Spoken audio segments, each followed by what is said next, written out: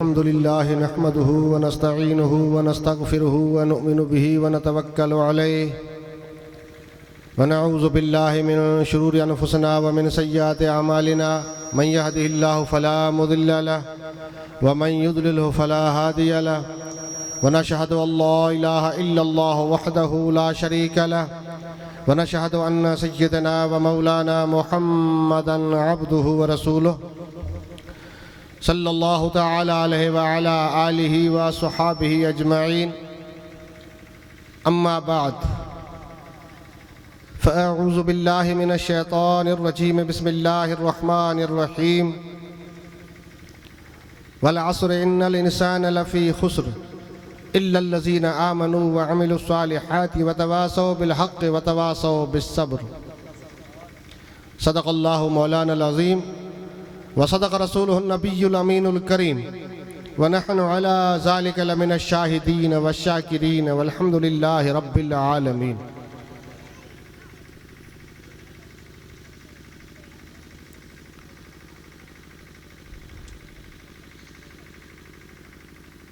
दरसे कुरान घर हमने न बुलाया होता, दरसे कुरान घर हमने न बुलाया होता, ये ज़माना न ज़माने ने दिखलाया होता। वो मुअज़्ज़ज़ थे ज़माने में मुसलमान होकर, वो मुअज़्ज़ज़ थे ज़माने में मुसलमान होकर, हम ख्वार हुए तारिके कुरान होकर।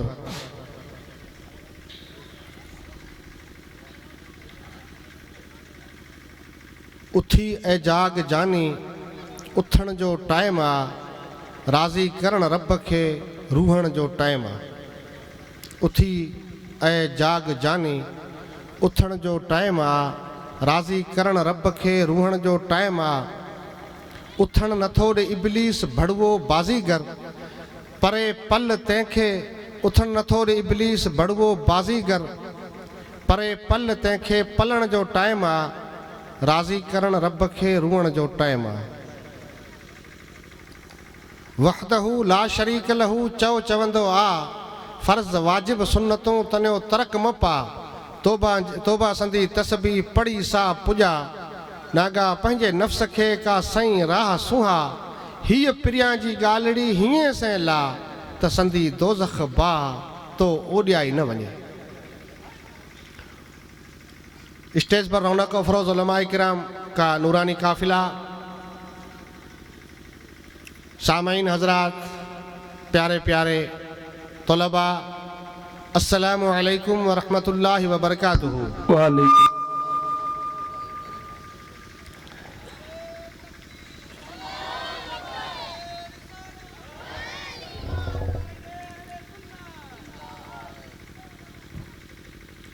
दुरूद शरीफ बावाज़े बुलंद।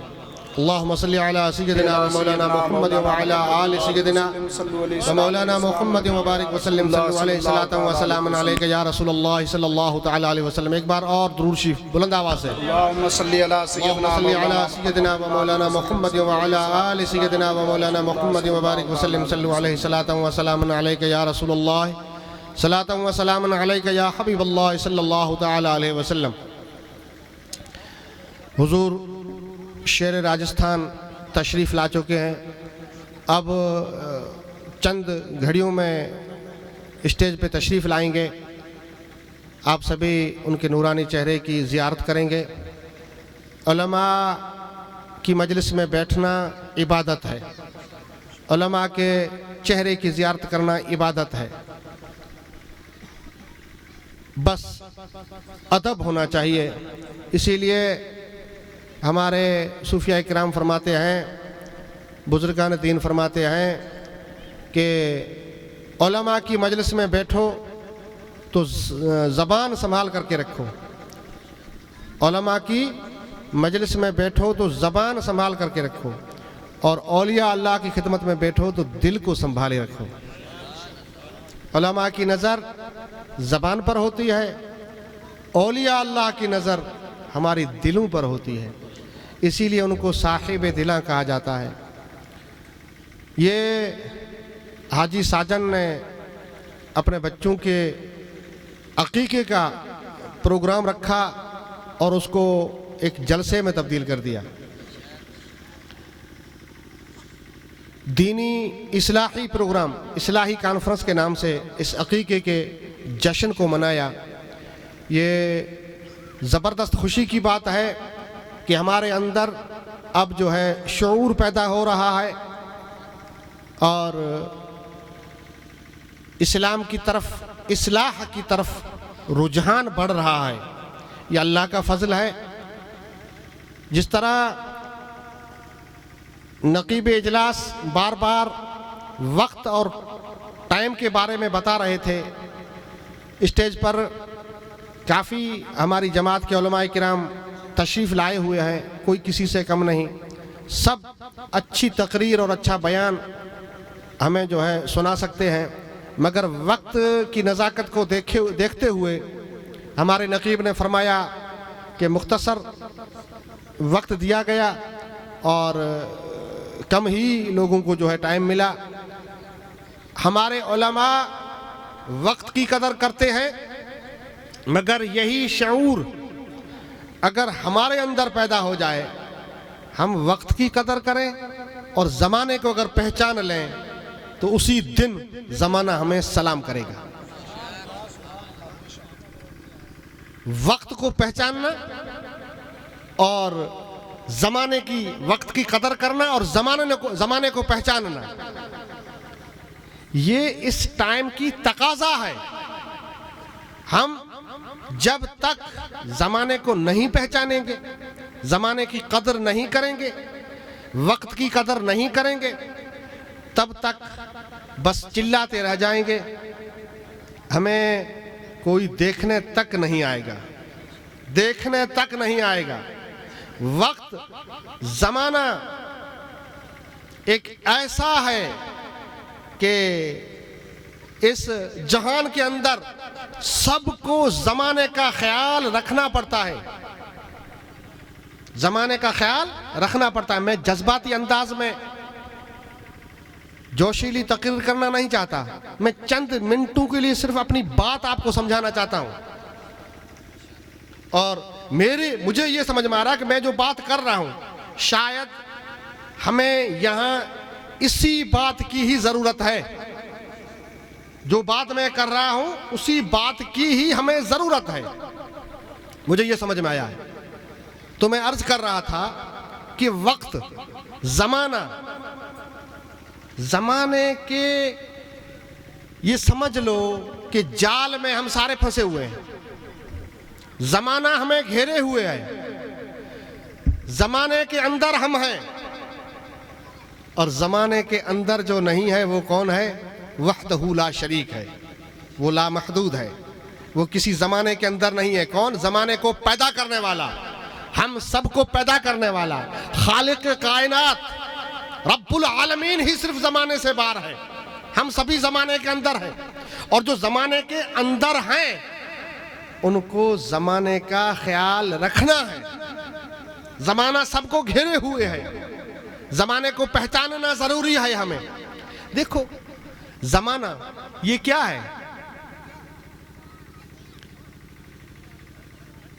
बरसात, ठंडी ठंडी हवाएं, और ऐसा लग रहा है जैसे हम कश्मीर में बैठे हैं या यूरोप में हम बैठे हैं।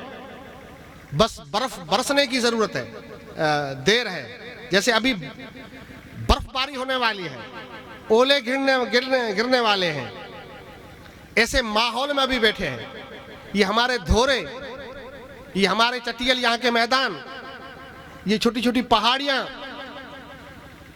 यहाँ जो है गैर आबाद जमीन, यहाँ ये माहौल बना हुआ है।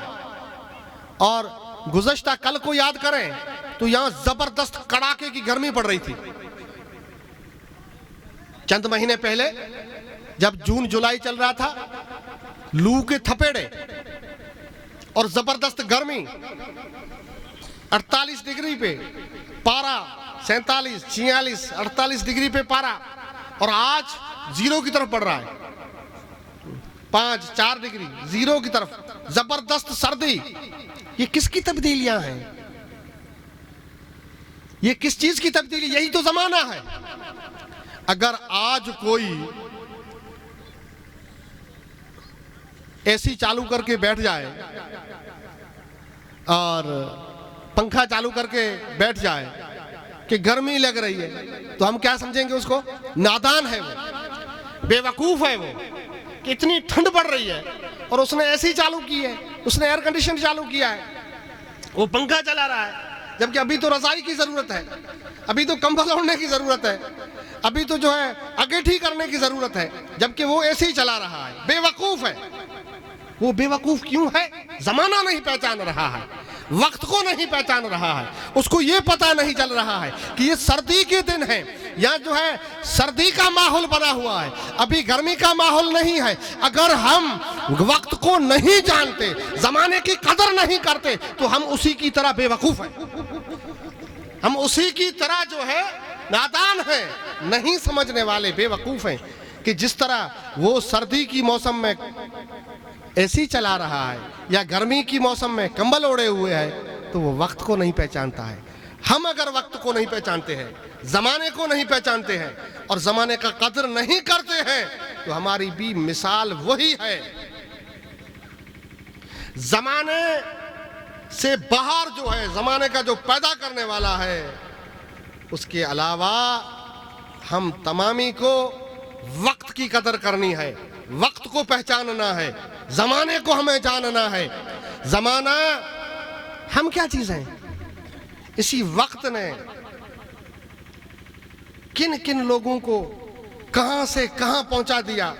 बड़े बड़े शहनशाहों को, बड़े बड़े ताकतवरों को, बड़े बड़े जो है पहलवानों को, कभी वो बच्चे थे, फिर वो जवान बने, इसी वक्त में ताकतवर बन गए, लोग उनसे डरने लगे, वो अपनी ताकत का मुजाहरा करने लगे, कहीं तकब्बुर करने लगे।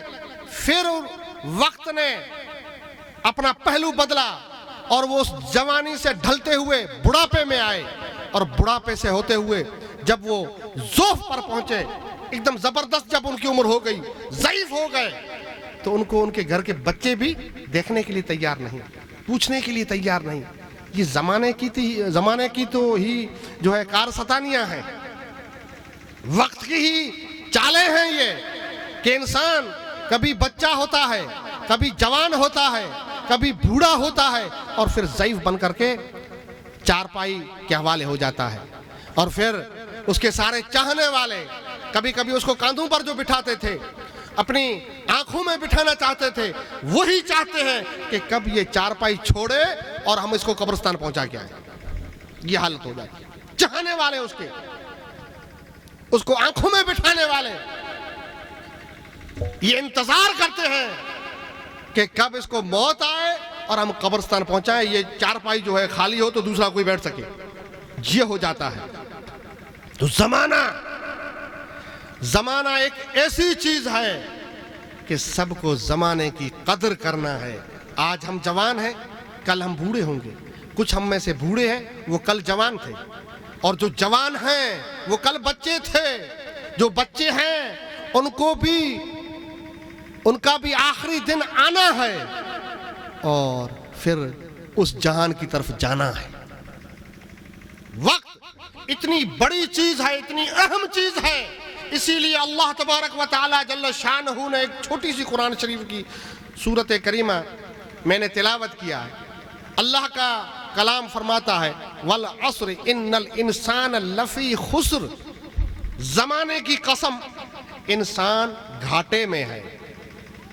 जमाने की कसम इंसान घाटे में है। कसम किस चीज की उठाई जाती है? जो चीज कीमती हो, जो चीज आला हो, जो चीज जबरदस्त हो, जो चीज कदर की निगाहों से देखी जाती हो, उसी की तो कसम उठाई जाती है। अल्लाह तबारक व तआला जल्ल शानहू जमाने की कसम उठाता है। जमाने की कसम इंसान जरूर घाटे में है। और घाटा क्या है ये भी हमें पता नहीं। हम तो घाटे को भी नहीं समझते।